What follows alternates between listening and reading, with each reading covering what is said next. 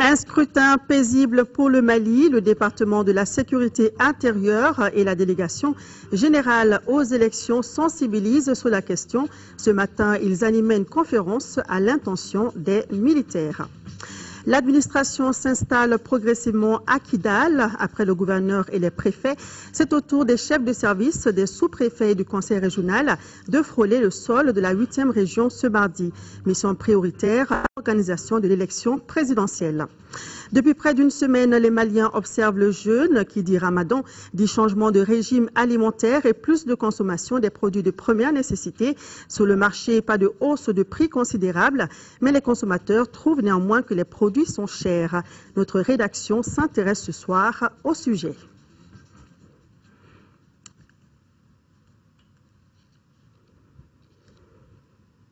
Voilà donc pour les titres.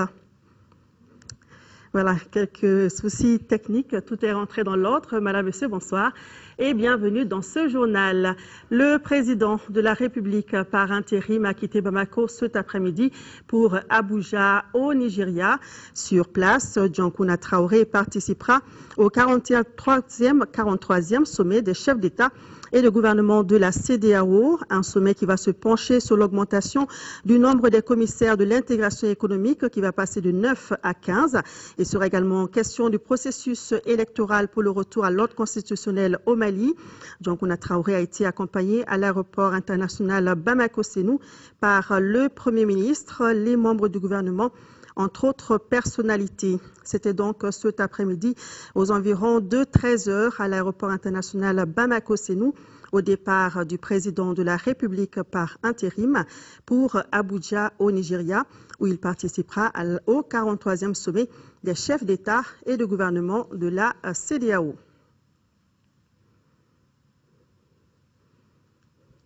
Voilà, Djankouna Traoré qui a quitté Bamako cet après-midi. Série d'audiences au Conseil des collectivités du Mali. Le président de l'institution a reçu ce matin le Conseil national des ordres professionnels du Mali et le comité de suivi et de vulgarisation du code de bonne conduite des partis politiques et des candidats à l'élection présidentielle. Le reportage de Moussokura Konaté. Le Conseil national des ordres professionnels du Mali était venu échanger avec le président du Haut Conseil des collectivités territoriales sur les voies et moyens de reconstruction et de relance de l'économie malienne après les élections. Nous allons, après les élections, à une reconstruction. Et si vous me permettez, je vous dirais que le Haut Conseil des collectivités est incontournable et les ordres professionnels aussi sont aujourd'hui incontournables. Et nous devons travailler ensemble justement du sommet jusqu'à la base. Les conseils que nous venons de recevoir du président du Haut Conseil des collectivités territoriales nous permettront vraiment de baliser le chemin pour mieux participer au développement économique et social de notre pays. Sur les conseils du président au-delà de Bamako, rendre visite à l'ensemble des démembrements se trouvant sur le terrain, que ce soit au niveau régional et jusqu'à la base. Signalons que le Conseil national des ordres professionnels du Mali est composé de 13 ordres qui sont entre autres les ordres des BTP, les ordres de la santé, les ordres des finances et 3 ordres de la justice. Quant au comité de suivi et de vulgarisation du code de bonne conduite des partis politiques, il était venu présenter le document au président du Haut Conseil des collectivités territoriales du Mali et lui remettre des exemplaires. Le président nous a prodigué des conseils et il est très satisfait de la création de ce comité. Nous voulons vraiment aller aux élections sans problème, pendant, avant, après les élections, que tous les Maliens se donnent la main.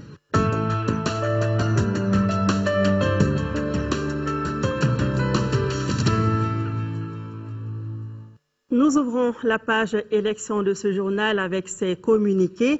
Le gouverneur du district de Bamako porte à la connaissance des agents électoraux, présidents de bureau et assesseurs de la commune 4 du district de Bamako qu'une séance de formation sera organisée à leur intention demain mercredi 17 juillet à partir de 9 h au groupe scolaire Aminata Diop de Lafiabougou. Et puis le gouverneur du district de Bamako rappelle à l'attention des agents, chefs d'équipe et coordinateurs des centres de distribution du district de Bamako que les opérations de distribution des cartes NINA se poursuivent jusqu'à la veille des élections c'est-à-dire le samedi 27 juillet à 18h. Par conséquence, le gouverneur du district les invite à plus d'assiduité, de patriotisme et d'engagement. Les élections sont souvent source de tensions, voire de violences meurtrières.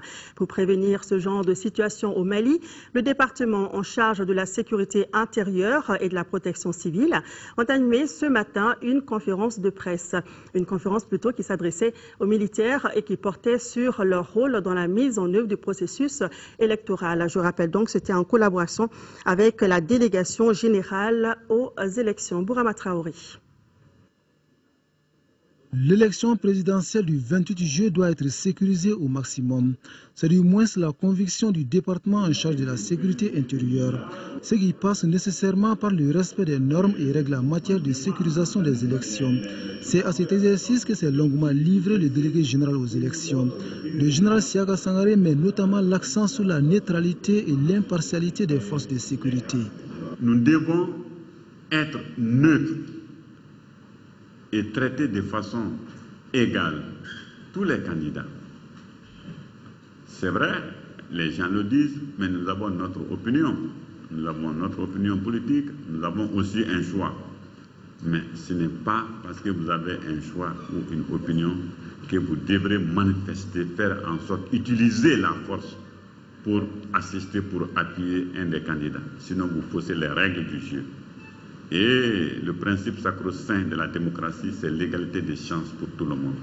Ensuite, il y a l'interdiction de tout acte de corruption et au besoin s'opposer à tout acte de corruption ou tentative de fraude, d'usurpation d'état civil et tout autre acte susceptible de compromettre l'authenticité des résultats. Les forces de sécurité se doivent donc d'observer et de respecter ces règles de bonne conduite.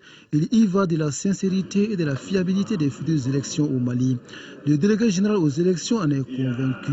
Les forces de sécurité constituent l'une des chevilles ouvrières de tout processus électoral. Il s'agit de prendre les dispositions pour assurer la protection. D'abord, avant le scrutin, la protection du personnel, la protection du matériel et les infrastructures de l'administration électorale, mais également les sièges et les candidats des partis politiques, particulièrement pendant la période de la campagne électorale. Ça, c'est avant le scrutin. Et le jour du scrutin, il y a évidemment les lieux de vote, les lieux de dépouillement et leur environnement immédiat. Après cette mise au point, le délégué général aux élections s'est prêté aux questions de ses interlocuteurs. Pourquoi ne pas anticiper les votes des militaires lors de l'élection présidentielle à venir, s'interroger certains éléments des forces de sécurité.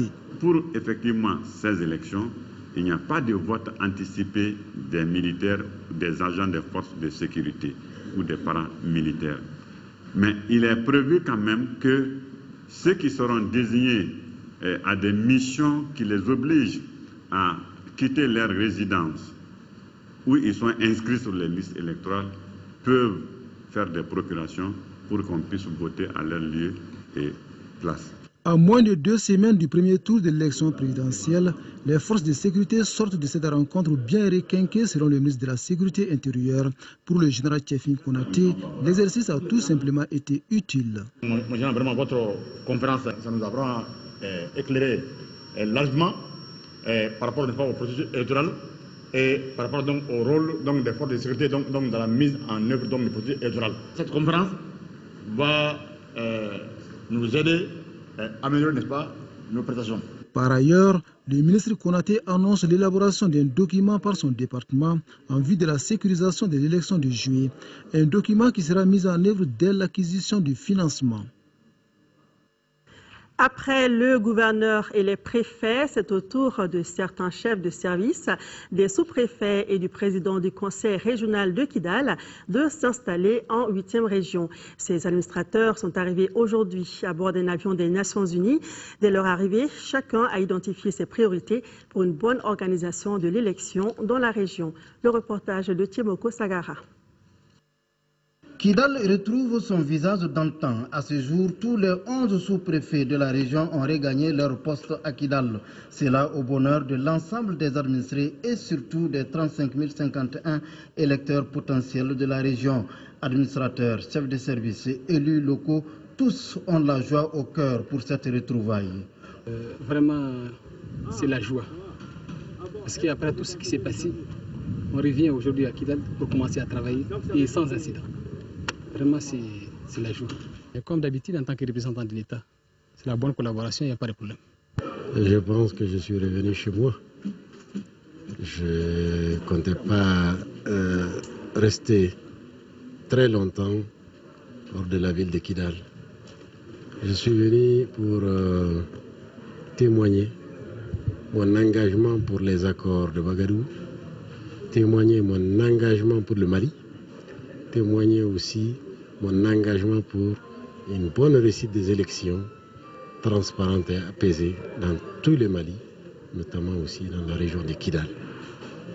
Donc, je profite de votre micro pour lancer un appel à mes frères de la région de Kidal pour leur dire de venir retirer leurs cartes. Qu'ils ne votent pour personne, ils votent pour eux-mêmes. C'est un acte purement citoyen. Si aujourd'hui toutes les attentions sont orientées vers l'organisation de la fête électorale le 28 juillet 2013, les services techniques font un clin d'œil sur d'autres priorités. C'est de voir les populations déplacées et les réfugiés, faire le point de retour de ces populations. Ensuite, une des missions, c'est les activités d'urgence, celles qui sont venues, il faut les maintenir en place. Il faut les maintenir en place par des activités d'urgence, c'est-à-dire des activités pour pouvoir vivre. Ensuite, les maintenir, c'est-à-dire des activités de réinsertion. Il faut tout de suite faire une évaluation rapide de la situation sanitaire au niveau de la région. Après cette évaluation, en même temps, avant que les choses ne se précisent, il y a des activités urgentes où on doit mener. Voilà, les activités de vaccination, les activités de nutrition et les activités de lutte contre le ver de Guinée. Puis on sait que pendant l'année passée et cette année, il y avait des cas de ver de Guinée qui ont été découverts à Kidal. Donc il faut vraiment intensifier la recherche de ver de Guinée. Selon le gouverneur de Kidal, le colonel Adama Kamisoko, dans un bref délai, tous les chefs de services techniques de Kidal regagneront leur poste dans la région. Voilà, donc tout se met en place à Kidal. Le candidat à l'élection présidentielle investi par la Convergence pour un nouveau pôle politique, CNPP, a tenu à Niolo un meeting pour expliquer ses stratégies de développement du Mali une fois élu président. Modibo Sidibé estime que les jeunes et les femmes sont les couches essentielles pour bâtir un Mali développé. De Ségou, le reportage de Brahima Koné. C'est un ancien Premier ministre souriant, non moins candidat à l'élection présidentielle, investi par la Convergence pour un nouveau pôle politique CNPP, qui est venu tenir un meeting au stade municipal de Nieno. Ce fut une activité politique décisive de la campagne électorale du CNPP qui aura permis à son candidat Modibo Sidibé de parler de son plan de développement à l'horizon 2030. Je voudrais vous assurer que notre engagement pour notre pays, c'est un engagement qui va au-delà de notre personne. Tout le monde sait, quand on parle du Mali de 2030, que ce n'est pas le Mali de 2030 de Modibo Sidibé aux commandes, c'est le Mali de 2030 des jeunes gens qui seront aux affaires à cette date, qui auront été préparés pour cela et qui vont trouver un État solide, qui vont trouver un système scolaire complètement rénové, un système d'enseignement supérieur capable de rivaliser avec les autres universités dans le monde.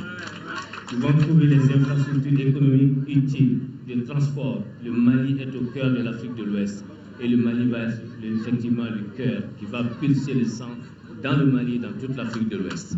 Les populations ont exprimé leur reconnaissance des bienfaits de l'initiative RI, une politique agricole nationale réussie pendant que le candidat de la CNPP était Premier ministre. Elles ont aussi salué l'expérience de Modibo Sidibé et son engagement à bâtir un Mali où il fera bon vivre.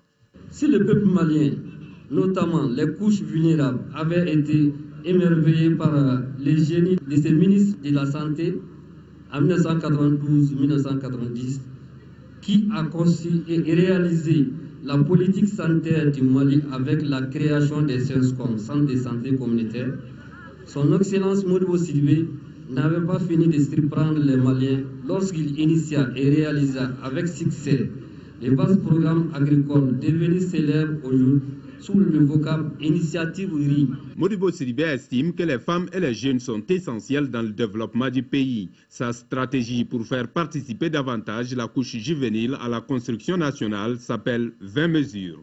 Ces 20 mesures sont en brochure et peuvent être consultées par l'ensemble des jeunes.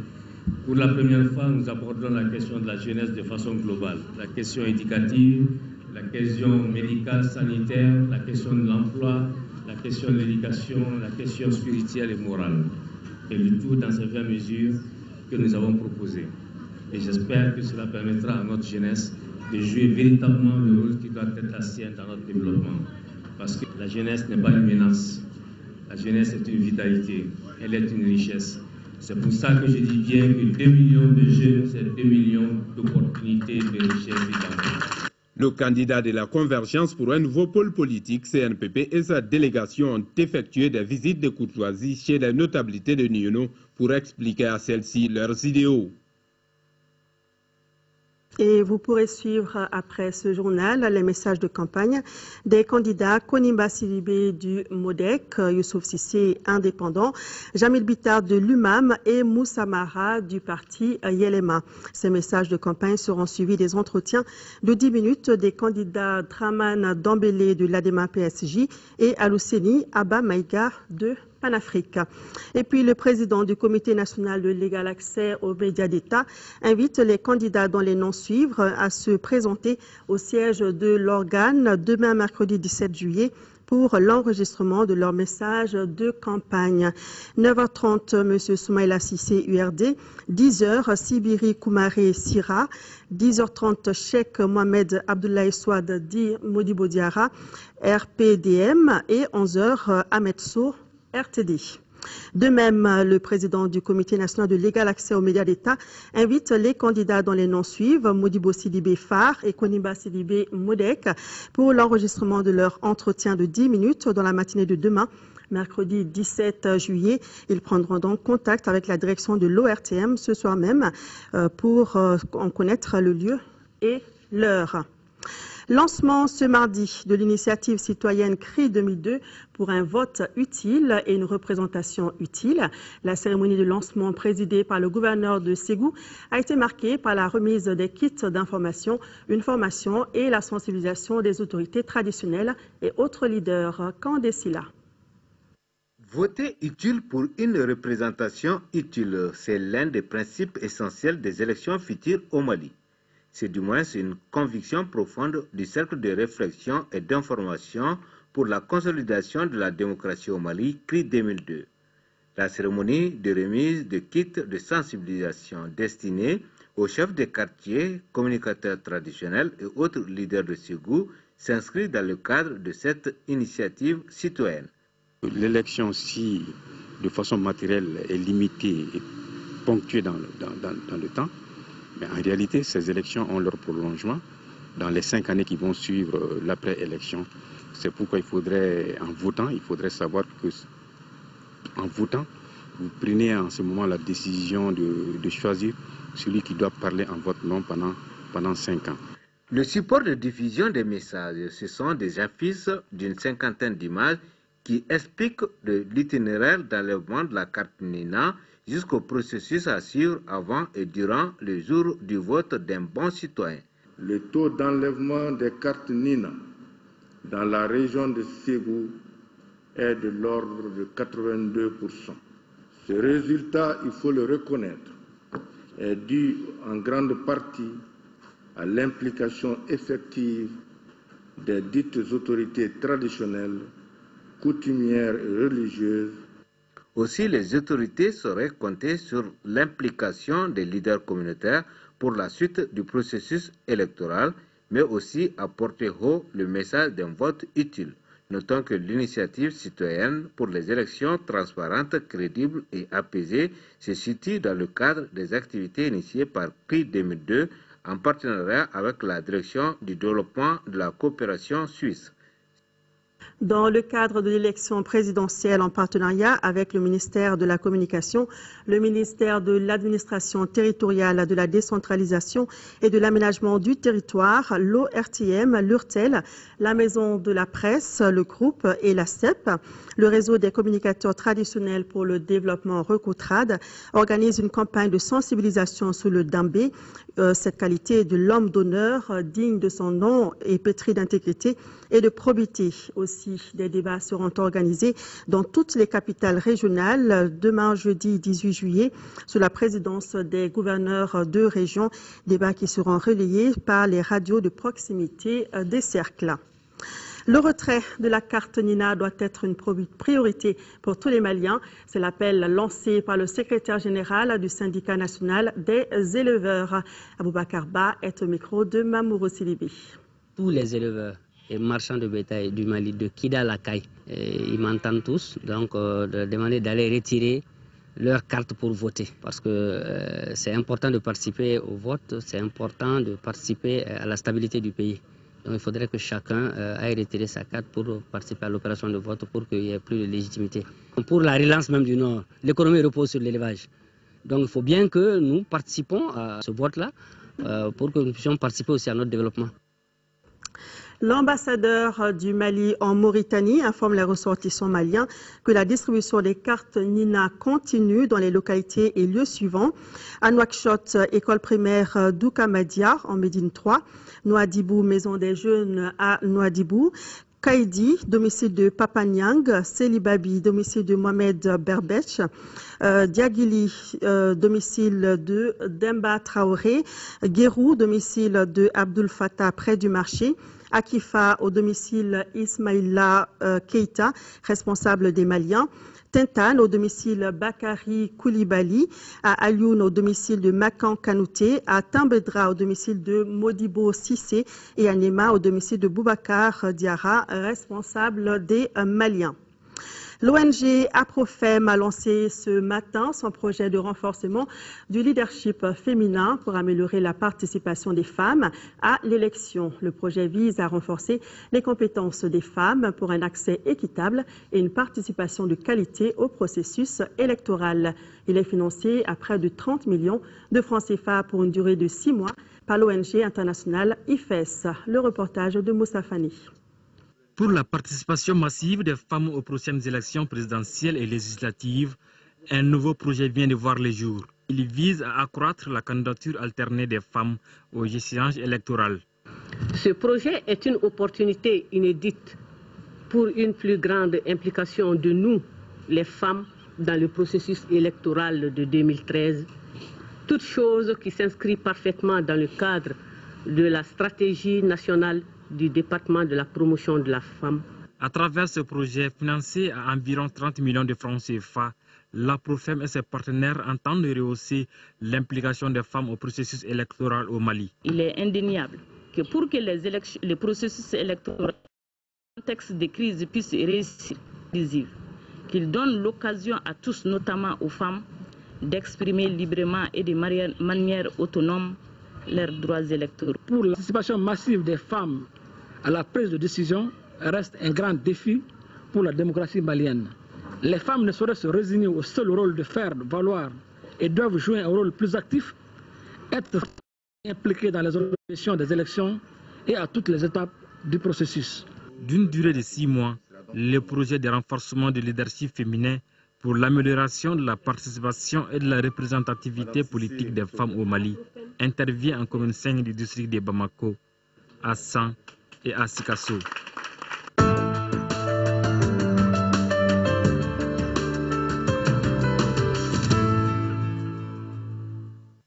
Vous le savez, le président François Hollande est Grand Croix de l'Ordre national du Mali.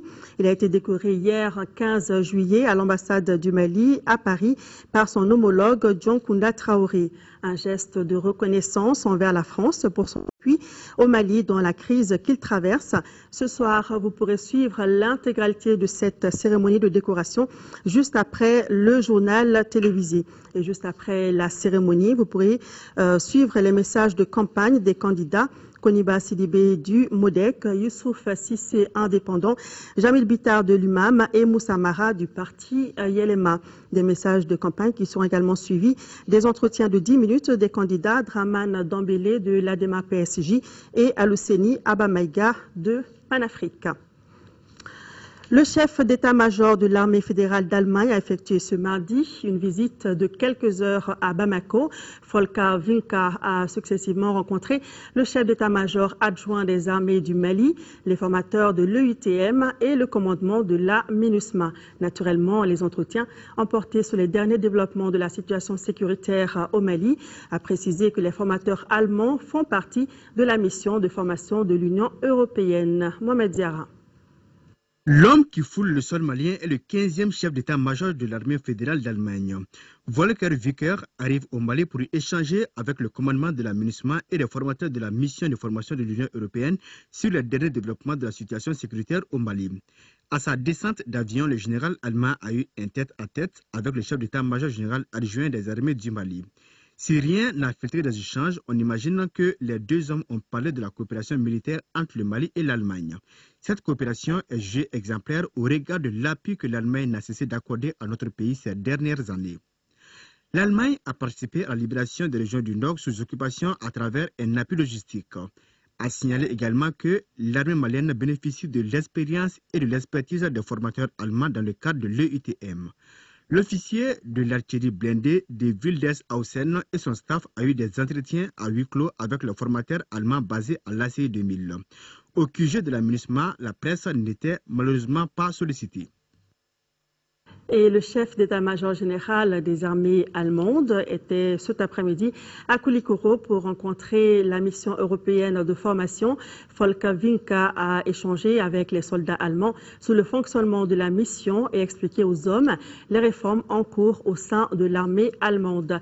La correspondance de Seydou Traoré. Dans la formation des bataillons de l'armée malienne, l'Allemagne apporte un soutien considérable au sein de l'EUTM. C'est fort de cet appui que la centaine d'experts militaires allemands ont reçu la visite de leur chef d'état-major général des armées. Le général d'armée 4 étoiles est venu inspecter ces éléments et prendre connaissance du fonctionnement de cette mission européenne de formation des soldats maliens. Première étape, l'exposé sur le centre d'instruction Boubacar Sadassi, les chemins de la formation et le rôle que jouent les Allemands dans ce processus. À ce niveau, Jean Volker Vinka a su le travail de l'équipe médicale constituée presque des Allemands. La deuxième étape de la visite du général a concerné les éléments du groupement tactique interarmes numéro 2. Ici, Volker Vinka a échangé avec le commandement du GTA et réaffirmé le soutien de l'Allemagne. Le périple du chef d'état-major général des armées allemandes a pris fin par une rencontre avec des experts allemands. Jean Volker Vinka a expliqué aux hommes les réformes en cours au sein de leur armée, avant de demander aux hommes de porter haut le drapeau allemand dans cette mission européenne. Le visiteur a exprimé toute la fierté de son pays pour le travail mené par ces hommes. Le tout dans la satisfaction du chef d'état-major général adjoint des armées du Mali, colonel-major Adama Dambélé. C'est une mission qui témoigne de tout l'intérêt qu'un cadre de la hiérarchie militaire comme lui, chef d'état-major général des armées, accorde à l'évolution de la situation au Mali en termes de succès ou en termes de difficultés. Les centres militaires allemands évoluent spécifiquement en soutien pour la santé, du niveau logistique et de l'entraînement des soldats du génie. Les échanges de cadeaux ont bouclé la visite du général allemand à Koulikoro. Il faut nécessairement une cohésion sociale entre les différents groupes du Mali.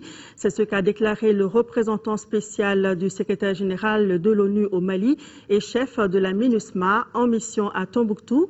Les émissaires onusiens sont venus écouter et comprendre les problèmes auxquels sont confrontées les populations locales. Ils ont eu des rencontres avec les forces armées de sécurité et la société civile. ORTM Tombouctou, Adama Djimdi. En se rendant à Tombouctou, le représentant spécial du secrétaire général de l'ONU au Mali et chef de la MINUSMA est venu écouter les populations et les forces armées de sécurité. Objectif, apprécier et comprendre leurs problèmes liés à la sécurité, au développement et aux droits de l'homme. Pour mieux cerner ces différents paramètres, l'ONU a ouvert sur place un bureau qui est en contact permanent avec les citoyens. Le diplomate onusien était accompagné du général Abdou Gassa, commandant adjoint de la MINUSMA et de la représentante de l'UNICEF au Mali. Il y a des urgences directement, l'urgence d'aider, d'accompagner les élections. Il y a aussi la nécessité d'aider encore des problèmes sécuritaires qui sont là pour protéger les citoyens dans les différentes régions du pays. Par rapport au phénomène d'enfants soldats, l'UNICEF et le Mali sont dans la même logique de lutte. L'État a pris la problématique à bras le corps. Un protocole a été signé dernièrement avec le ministre des Affaires étrangères et le représentant spécial du secrétaire général. Et d'autres interventions avaient eu lieu auparavant. Je crois que c'est une problématique qu'il faut prendre vite au sérieux. Nous sommes en bonne voie pour mettre en place des procédures opératives très rapides avec la gendarmerie et tous les acteurs. Mais c'est un phénomène qu'il faut rayer très vite. Aujourd'hui, le souci majeur de Tombouctou est celui de l'énergie.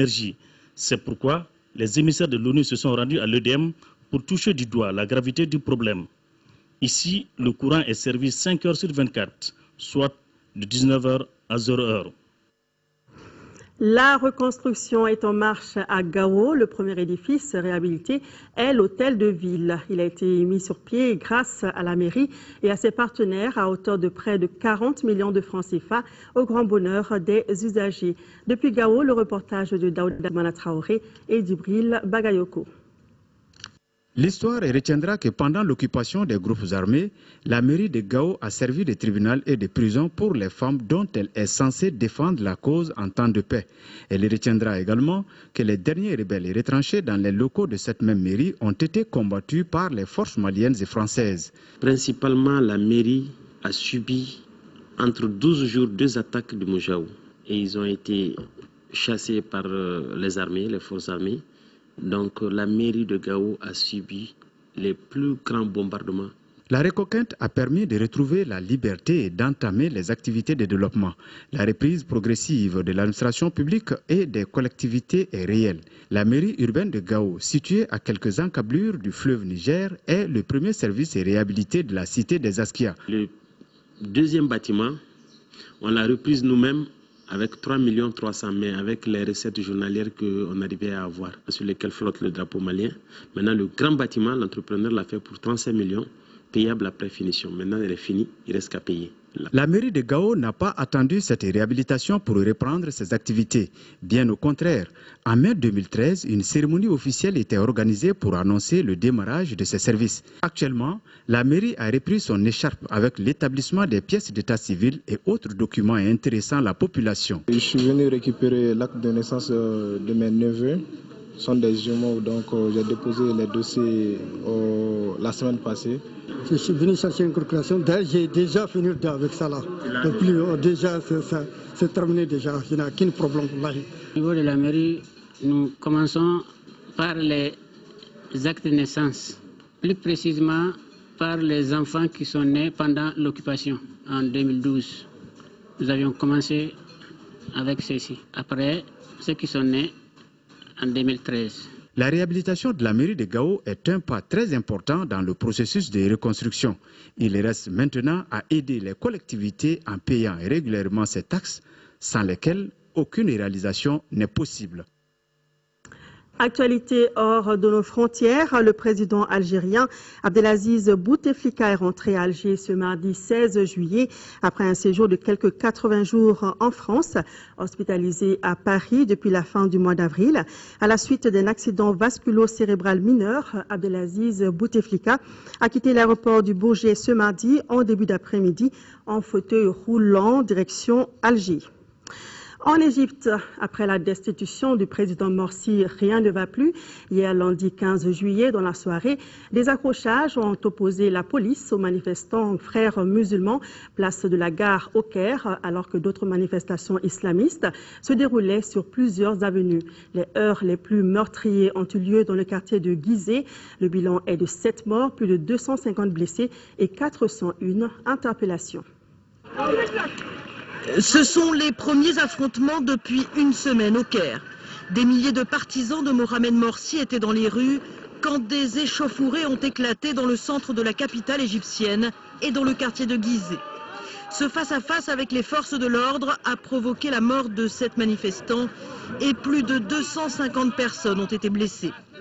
La police a usé de gaz lacrymogène pour débloquer des ponts, entraînant une réplique de jets de pierre. Ils veulent renverser la légalité et rétablir les militaires, mais cela ne se fera pas ou alors sur nos corps. Suite à ces violences, au moins 400 personnes ont été interpellées. Cela n'a pas découragé les partisans du président déchu Morsi, qui annoncent clairement qu'il ne compte pas s'arrêter tant qu'il n'est pas rétabli dans ses fonctions. Ce qui s'est passé hier, c'est à cause de l'armée qui joue avec les nerfs des gens. Ils ont envoyé un message pour dire qu'ils utiliseraient la force et qu'ils maîtriseraient les manifestants par la violence. En visite au Caire, le secrétaire d'État adjoint américain William Burns a appelé à l'apaisement et au dialogue. Les Égyptiens sont toujours dans l'attente de la composition du prochain gouvernement. À présent, l'essentiel de l'actualité dans le monde. Edward Snowden est toujours en Russie dans l'attente de choisir un pays d'accueil. La Grèce, de nouveau en proie à une grève.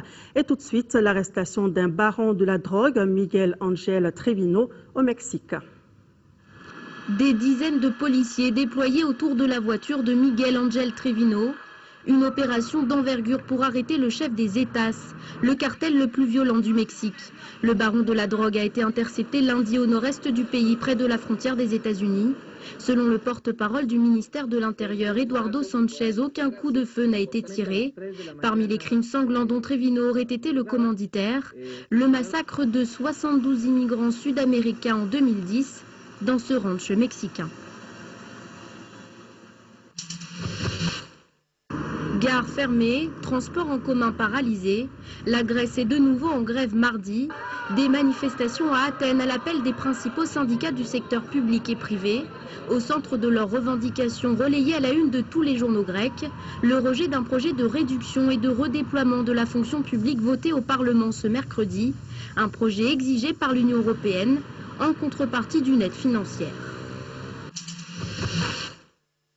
Après des jours d'hésitation, Edward Snowden a finalement demandé un asile provisoire à la Russie. L'ex-consultant du renseignement américain, toujours dans l'attente de rejoindre l'Amérique latine, est bloqué à l'aéroport de Moscou depuis 3 semaines. Lundi, le président russe Vladimir Poutine a accusé les États-Unis d'avoir coincé le fugitif dans son pays, tout en assurant que Snowden pourrait le quitter dès que possible. Fabrice Tour, l'ex-trader français face à la justice américaine. L'ancien courtier de la banque d'affaires Goldman Sachs comparé pour fraude à New York. Celui qui s'est donné pour surnom Fable Fabuleux est accusé d'avoir volontairement trompé ses clients européens lors de la vente d'un placement complexe en 2007. Le procès pourrait déboucher sur des pénalités financières. Verdict dans 3 semaines. Retour à l'actualité nationale, le Conseil national du Crédit du Mali a tenu sa première session au titre de l'exercice 2013 ce mardi à l'agence principale de la BCEAO à Bamako sous la présidence de Abdelkarim Konaté, ministre des Finances, son président statutaire. Au cours de cette session, le Conseil, après examen de la note sur les conditions débitrices de banque appliquées à la clientèle au Mali, a exhorté le système bancaire à mettre en place une stratégie visant à réduire le coût du crédit en vue d'assurer un financement adéquat de l'économie nationale. Le Conseil a invité les professionnels du secteur à maintenir en leur sein la dynamique de concertation observée jusqu'ici. Et enfin, le Conseil, après examen de l'évolution récente de la situation du secteur de la microfinance, a salué les actions en cours visant son assainissement.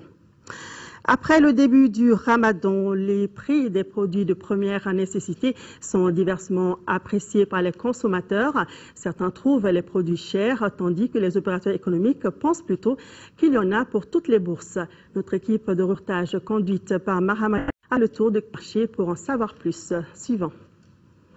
Pour l'approvisionnement des marchés en denrées de première nécessité, le district de Bamako est assez fourni. Mais souvent, les prix d'une même marchandise sont assez variés et diversement appréciés par les consommateurs. Pour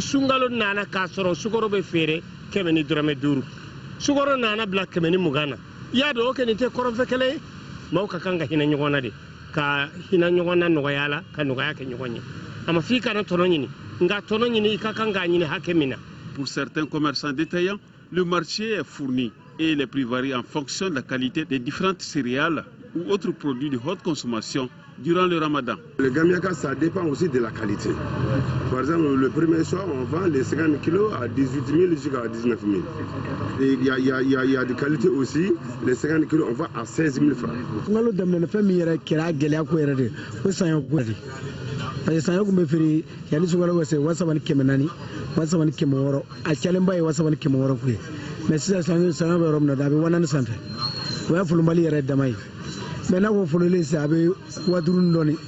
En se rendant au marché, les grands importateurs sont formels.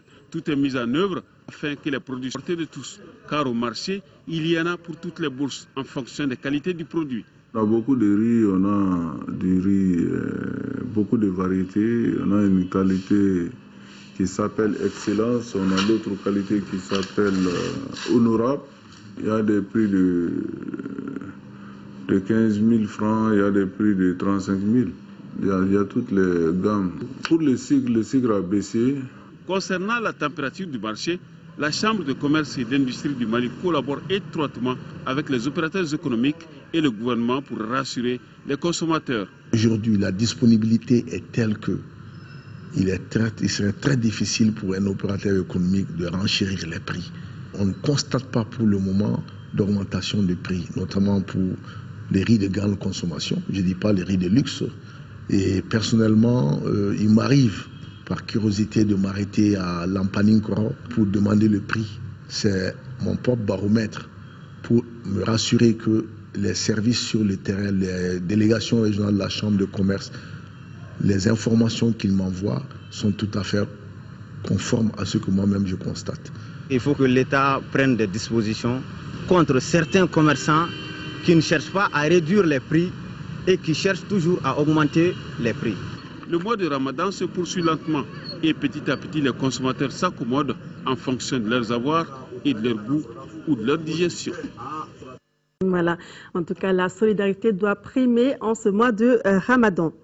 Les collectivités territoriales doivent être au cœur de la réalisation de la couverture sanitaire universelle au Mali. Une journée destinée à obtenir leur implication effective s'est tenue ce mardi à Sikasso. Sékou Konaté. À l'origine de cette démarche qui vise à obtenir une implication effective des collectivités territoriales dans la réalisation de la couverture sanitaire universelle au Mali, les associations des municipalités du Mali, des collectivités serbes du Mali et Save Children. Elle veut apporter une réponse à l'épineux problème de l'accès des populations aux soins préventifs, curatifs, de réadaptation et de promotion de la santé dont elle a besoin. Nous avons comme partenaire privilégié les collectivités. Il y a l'État qui intervient à notre budget à concurrence de 65% et les collectivités à 35%. Et depuis notre implantation, la contribution financière des collectivités fait défaut. Ce problème doit être une priorité pour les collectivités. Si on fait une répartition globale de ces différentes populations, le régime d'assistance médicale et les mutuelles couvriront à peu près 83% des Maliens. L'état de mise en œuvre du RAMED, le cadre stratégique et conceptuel des systèmes de couverture maladie universelle du Mali ont donc été présentés aux participants pour mieux les édifier. Au moment où nous tenons cette rencontre, des milliers de personnes dans le monde sont en train de méditer sur leur sort à cause d'insuffisance ou de manque de ressources financières, de soins médicaux inappropriés. Cette implication devrait aider à assurer une accélération des actions politiques et stratégiques vers la réalisation de la couverture universelle déjà amorcée. Une démarche qui viendra donc alléger le fardeau des ménages en matière de prise en charge des questions de santé. Et je vous rappelle que le président François Hollande est grand croix de l'Ordre national du Mali. Il a été décoré hier 15 juillet à l'ambassade du Mali à Paris par son homologue Dioncounda Traoré. Un geste de reconnaissance envers la France pour son appui au Mali dans la résolution de la crise qu'il traverse. Ce soir, nous vous proposons l'intégralité de la cérémonie de décoration juste après ce journal. Et après la cérémonie, vous pourrez suivre les messages de campagne des candidats. Koniba Sidibé du MODEC, Youssouf Sissé indépendant, Jamil Bitar de l'UMAM et Moussa Mara du parti Yelema. Et ces messages de campagne seront suivis des entretiens de 10 minutes des candidats Draman Dambélé de l'ADEMA PSG et Aluseni Abamaïga de Panafrique. Et par rapport au retrait des cartes Nina à l'extérieur du pays, le consul général du Mali en France informe la communauté malienne que la remise des cartes Nina sera centralisée à partir de demain, mercredi 17 juillet, et ce jusqu'au 27 juillet dans les points suivants.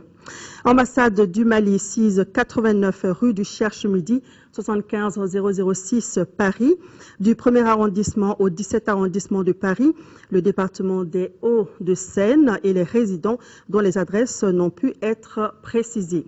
Consulat général 6 au 53 rue Hoche, 93 177 Bagnolet, le département de la Seine-Saint-Denis et les résidents des provinces qui n'ont pas pu retirer leurs cartes lors du passage des équipes de remise.